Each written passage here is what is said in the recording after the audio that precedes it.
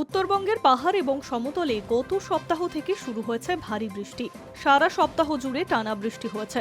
সোমবার সারা রাত ধরে বৃষ্টি হয়েছে উত্তরবঙ্গের জেলাগুলিতে। ফুঁসতে শুরু করেছে মহানন্দা থেকে তিস্তা নদী। জাতীয় সড়কের একাধিক জায়গায় ধস নেমে যান চলাচল ব্যাহত হয়েছে। এসবের জেরে ভুগছে সাধারণ মানুষ। আলিপুর আবহাওয়া দপ্তরের পূর্বাভাস অনুযায়ী সোমবার রাত থেকেই ভারী বৃষ্টি শুরু হয়েছে উত্তরবঙ্গে। পাহাড়ি এলাকা থেকে সমতল সর্বত্র ভারী বৃষ্টি হয়েছে। রাতেই শহরের একাধিক জায়গায় জলমগ্ন হয়ে পড়ে। বেশ কিছু এলাকায় যান চলাচল ব্যাহত হয়। বৃষ্টিপাতের জেরে বিপর্যস্ত হয়ে পড়েছে জনজীবন।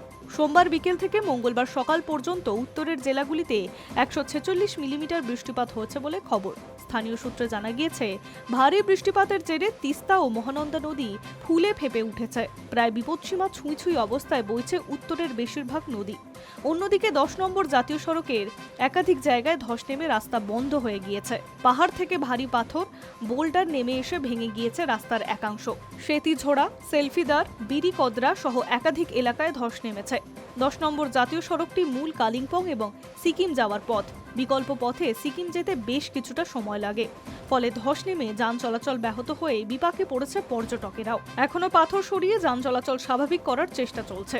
আলিপুর আবহাওয়া দপ্তর জানিয়েছে, উত্তরবঙ্গে সপ্তাহভর ভারী বৃষ্টির সম্ভাবনা রয়েছে। মঙ্গলবার দার্জিলিং, জলপাইগুড়ি, কালিম্পং এবং উত্তর দিনাজপুরের জেলাগুলিতে ভারী বর্ষণ হতে পারে।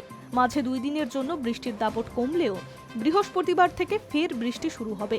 ওই দিন দার্জিলিং ও কালিম্পংয়ে ভারী বৃষ্টি হবে। শুক্রবার থেকে ভারী বৃষ্টি শুরু হবে বাকি জেলাগুলিতেও। আর তাতেই বিপর্যস্ত হবে উত্তরবঙ্গবাসী। কারণ সিকিমে ভারী বৃষ্টিপাত হলে তিস্তা আরও বিপজ্জনক রূপ নিতে শুরু করে। তিস্তার জল বিপদসীমা ছাপিয়ে যেতে পারে। পরিস্থিতি নজরে রাখছে বর্তমানে সেচ দফতর। Hi News network.